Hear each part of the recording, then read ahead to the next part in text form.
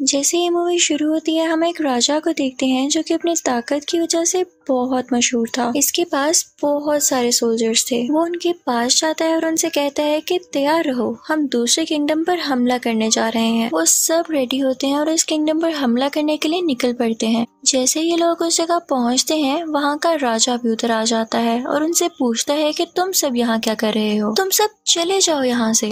तो दुश्मन राजा कहता है कि फिर मैं आया ही क्यों था अगर मुझे जाना ही था। मैं यहाँ तुम्हें ये बताने आया हूँ कि अब तुम्हें मेरे अंडर काम करना होगा, तुम्हें मेरे लिए लड़ना होगा। तुम जैसे कई राजाओं को मैंने अपने अंडर किया है। लेकिन उस किंगडम का राजा अभी भी नहीं मानता। तो उसका दुश्मन राजा कहता है कि चलो एक छोटी सी वॉर लड़ते हैं तुम्हारे और मेरे एक एक सोल्जर के दरमियान। याद रहे अपना बेहतरीन सिपाही चुनना, और जिसका सोल्जर जीत गया हुक्म भी उसी का चलेगा। वो राजा मान जाता है और इसी के साथ वो अपने सबसे अच्छे सोल्जर को बुलाता है। जैसे ही वो आता है तो वो दिखने में बहुत ज्यादा स्ट्रॉन्ग लग रहा था। ये देखते ही पहला राजा एक सोल्जर का नाम पुकारता है, एगिलीस। लेकिन उसकी आर्मी में से कोई भी बाहर नहीं आता। तो ये देखकर सब उसका मजाक उड़ाने लगते हैं और वो राजा कहता है कि मेरे सोल्जर से डर गया है आपका सोल्जर। तो पहला राजा कहता है कि उसको देखे बिना तुम ये बात कर रहे हो, अभी तुमने उसे देखा कहाँ है। इसी के साथ उस राजा को बताया जाता है कि एगिलीस यहाँ नहीं आया। राजा उसे यहाँ बुलवाता है और जैसे ही वो यहाँ आता है तो राजा उससे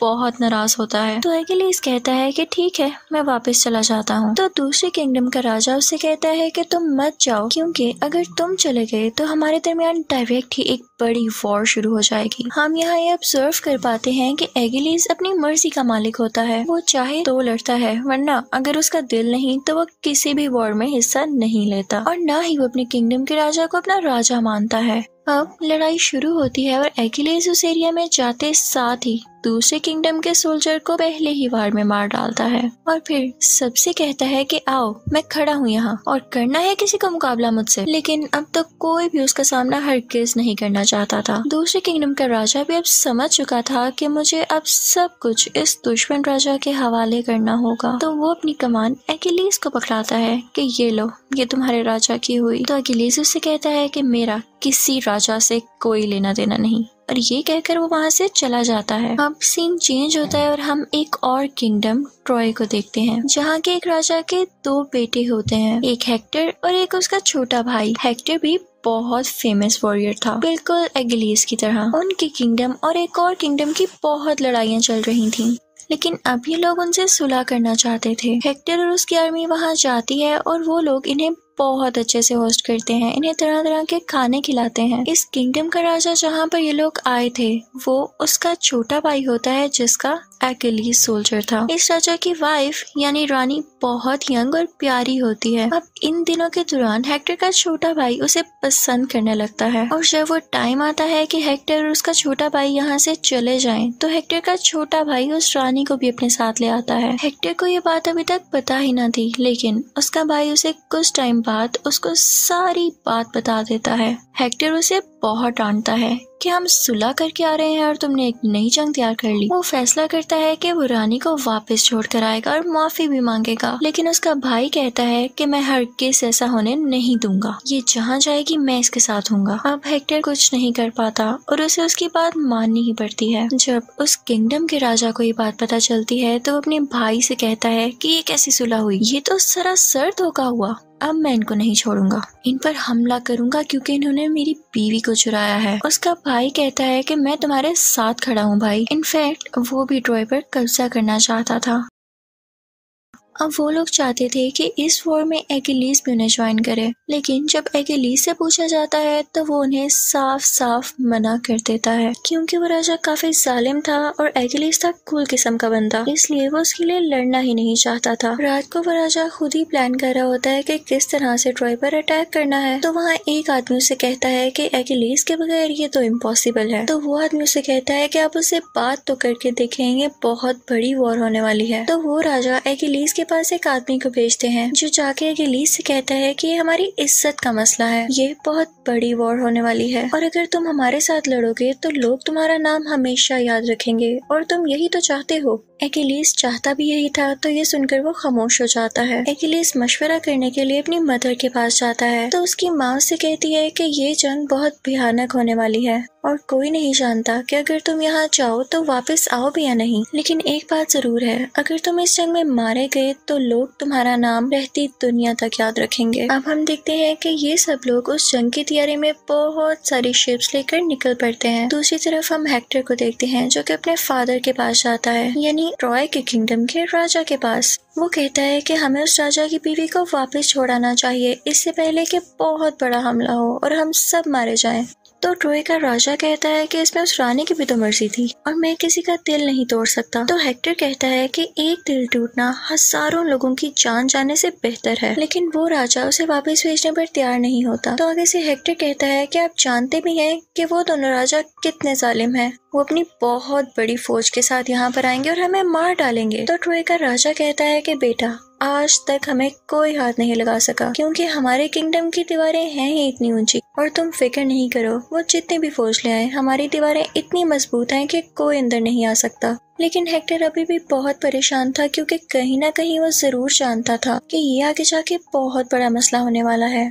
दूसरी तरफ हम देखते हैं कि वो दोनों राजा ट्रॉय किंगडम पर हमला करने के लिए बहुत सारी शिप्स लेकर और आर्मी लेकर निकल पड़ते हैं, लेकिन समंदर में उनके बहुत आगे एक और शिप होती है। उन्हें पता चलता है कि ये शिप तो एकिलीस की है। राजा कहता है कि अब क्यों आया है ये, कहीं इसका कोई और मकसद तो नहीं है, ये इसलिए तो नहीं आगे ये वहाँ जाकर खुद वो जगह फतह कर ले। अभी वो लोग ये सोच ही रहे होते हैं कि एकिलीस वहाँ पर पहुँचकर उन सब सोल्जर से खुद ही लड़ना शुरू हो जाता है। उसकी इतनी शानदार लड़ाई देखकर शिप में मौजूद सारे के सारे सोल्जर उसका नाम पुकारने लगते हैं, उसे चीयर अप करने लगते हैं। ये देखकर राजा को काफी गुस्सा आता है कि हमेशा से ऐसे हुआ, जितने भी वॉर्स हमने लड़ी उसमें एकिलीस का ही नाम लिया गया, किसी की नजर में मेरी कोई इज्जत ही नहीं है। एकिलीस अंदर जाके वो सब जगहों को लूट लेता है और तभी वहाँ पर आ जाता है हेक्टर। एकिलीस उससे कहता है कि मैं तुमसे नहीं लड़ूंगा, असली वॉर कल स्टार्ट होगी तुम्हारे और हमारे दरमियान। फिर हम देखते हैं कि एकिलीस एक खैमे के अंदर चला जाता है और वहाँ पर एक लड़की होती है जो कि रो रही होती है। उसे एकिलीस के लोगों ने ही दूसरी औरतों के साथ कैद किया था। वो इनफैक्ट हेक्टर की कजन थी। वो कहती है कि तुमने हमारे लोगों को मारा, हम इसका बदला जरूर लेंगे। एकिलीस उसके पास जाता है और कहता है कि तुम्हें मुझसे डर लग रहा है।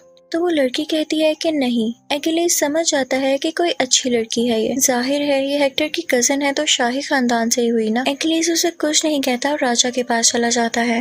राजा उससे कहता है कि जंग जीतकर तुम ये समझ रहे हो कि लोग तुम्हें याद रखेंगे, ये किंगडम तो मेरा है और मैं ही इसका राजा हूँ। तुमने पहले जाकर चालाकी क्यों की और तुमने तो इनका सब माल भी लूट लिया। तो एकिलीस कहता है कि जितना भी मैंने पैसा लूटा, जितना भी माल लूटा, वो अब मेरी तरफ से तोहफा रख लें। तो राजा कहता है मुझे इस सब की कोई जरूरत नहीं, और तभी वो अपने सोल्जर्स को ऑर्डर देता है कि उस लड़की को लाया जाए। ये वही लड़की थी जिससे एकिलीस अभी अभी बात कर रहा था।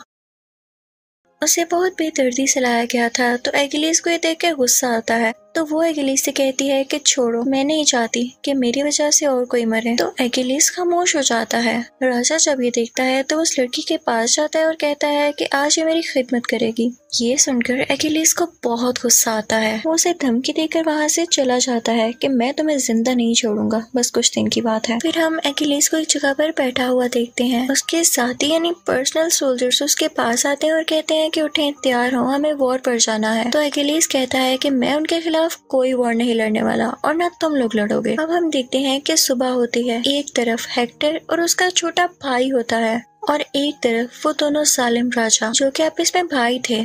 अब वो राजा हेक्टर से कहता है कि तुम्हारा छोटा भाई मेरी बीवी को पसंद करता है, तो क्यों ना हम दोनों में ही वॉर हो जाए और जो इस वॉर को जीतेगा वो उसको अपने साथ ले जाए। अगर मैं हारा तो मैं यहाँ से चला जाऊंगा, ये वादा है मेरा। लेकिन उस दुश्मन राजा को ये बात चुभने लगती है क्योंकि वो तो ट्रॉय पर कब्जा करने आया था। तो वो अपने भाई से कहता है कि तुम हेक्टर के छोटे भाई को मार देना ताकि हम ट्रॉय पर कब्जा कर सकें। अब हेक्टर के छोटे भाई और उस राजा में जंग स्टार्ट होती है। वो बहुत बुरी तरह लड़ते हैं। अब वो राजा हेक्टर के छोटे भाई को मारने ही वाला होता है कि हेक्टर बीच में आके अपने भाई की जान बचा लेता है और उल्टा उसी राजा को मार देता है। उस राजा का भाई कहता है कि इन पर अटैक कर दो। उसके सब सोल्जर्स उस पर हमला करने लगते हैं, लेकिन क्योंकि आज अकेलीस इनके साथ नहीं था तो ये लोग हारते जा रहे थे। इनके काफी ज्यादा सोल्जर्स मर रहे थे। सब सोल्जर्स डर जाते हैं और कहते हैं कि हम तो राजा की बीवी को छुड़ाने आए थे, लेकिन अब जब राजा की डेथ हो गई है तो फिर इस वॉर का क्या फायदा है। दूसरी तरफ हम देखते हैं कि उस राजा ने, यानी जिस राजा की डेथ हो गई है, उसके भाई ने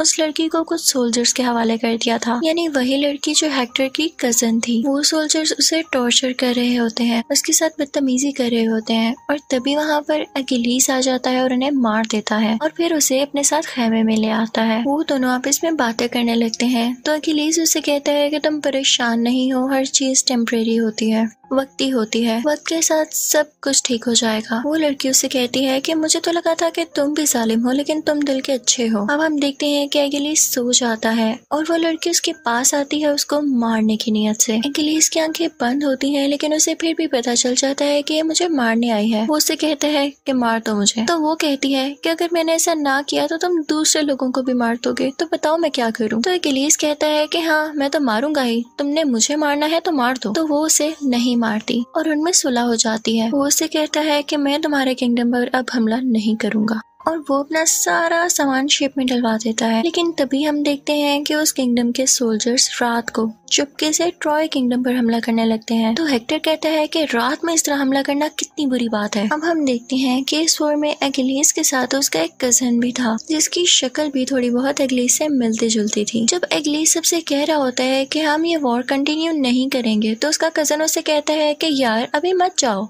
हमें ये वॉर कंटिन्यू करनी चाहिए, लोगों ने इतनी जाने कुर्बान की, इसका क्या फायदा। लेकिन अकेलीस नहीं मानता, तो वो चुपके से अकेलीस का ड्रेस, शील्ड और तलवार वगैरह लेकर खुद ही वॉर में चला जाता है और सोल्जर से कहता है कि चलो वॉर शुरू करते हैं। सब लोग यही समझते हैं कि शायद ये अकेलीस है और उसके पीछे जाने लगते हैं, लेकिन जैसे ही उसका सामना हेक्टर से होता है तो हेक्टर उसे मार देता है और बहुत खुश होता है। उसे लग रहा था कि उसने अकेलीस को मार दिया, लेकिन उसे पता चलता है कि ये तो उसका कजन था। अब ये बात जब अकेलीस को पता चलती है तो उसे बहुत गुस्सा आता है और वो ट्रॉय किंगडम के बाहर जाके खड़ा हो जाता है, उनकी दीवारों के बाहर। वो हेक्टर को आवाजें देने लगता है और अब हेक्टर बाहर आ चुका था।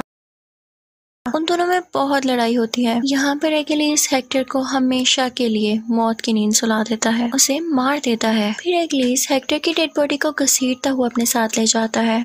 रात को खेमे में हेक्टर का बाप यानी ट्रॉय का राजा वहाँ पर आता है और कहता है कि मुझे मेरे बेटे की डेड बॉडी दे दो, मैं उसे वो एहसास देना चाहता हूँ जो एक मरने वाले वॉरियर को दिया जाता है। तो अकेलीस उससे कहता है कि क्या आपको डर नहीं लग रहा मौत से, मैं चाहूँ तो आपको भी मार सकता हूँ। तो वो राजा अकेलीस से कहता है कि तुम्हें क्या लगता है जिसका जवान बेटा मर गया हो उसे मरने की और जरूरत है। तो अकेलीस उसे उसके बेटे की लाश यानी डेड बॉडी लौटा देता है। सब लोग बहुत उदास होते हैं क्योंकि हेक्टर वाकई बहुत अच्छा वॉरियर और इंसान था और लोग उसे बहुत मिस कर रहे थे। इसके साथ साथ अकेलीस उससे कहता है कि आपके बेटे के मरने के गम में मैं आपको 12 दिन का रेस्ट देता हूँ और इसके साथ वो हेक्टर के कजिन को भी रिहा कर देता है, आजाद कर देता है और कहता है कि 12 दिन तक मैं आप पर कोई हमला नहीं करूंगा। जब अकेलीस के राजा को ये बात पता चलती है तो वो गुस्से से आग बगोला हो जाता है कि तुमने मुझसे पूछे बगैर ये कैसे कर दिया। अब 12 दिन के बाद ट्रॉय किंगडम के जब राजा और सब लोग बाहर आकर देखते हैं तो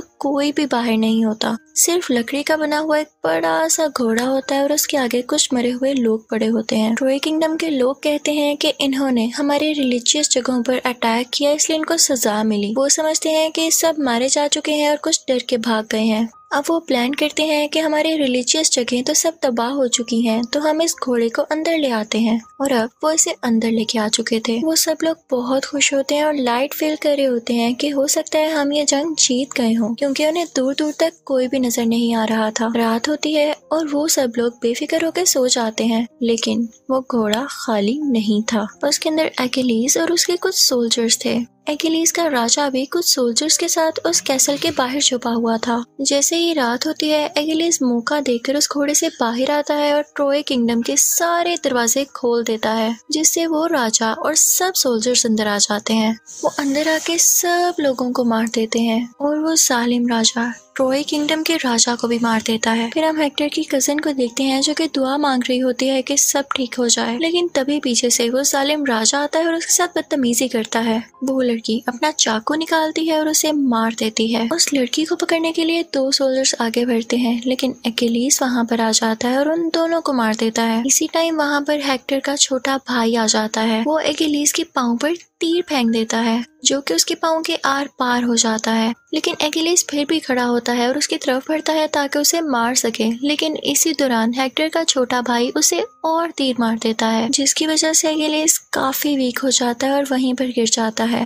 पीछे से हेक्टर की कजन हेक्टर के छोटे भाई को मना कर रही होती है कि प्लीज ऐसा नहीं करो, उसे नहीं मारो, लेकिन वो उसकी एक नहीं सुनता। अकेलीस उस लड़की से कहता है कि तुम यहाँ से चली जाओ, तुम इसके साथ चली जाओ, क्योंकि पूरा ट्रॉय किंगडम तबाह होने वाला है। वो जाना नहीं चाहती थी पर उसे जाना पड़ता है। अकेलीस वहाँ पर मर जाता है। फिर हम देखते हैं कि अकेलीस को जला दिया जाता है और उससे उठता हुआ धुआं हेक्टर की कजन दूर से देख रही थी। और इसी के साथ इस मूवी की सैड एंडिंग हो जाती है।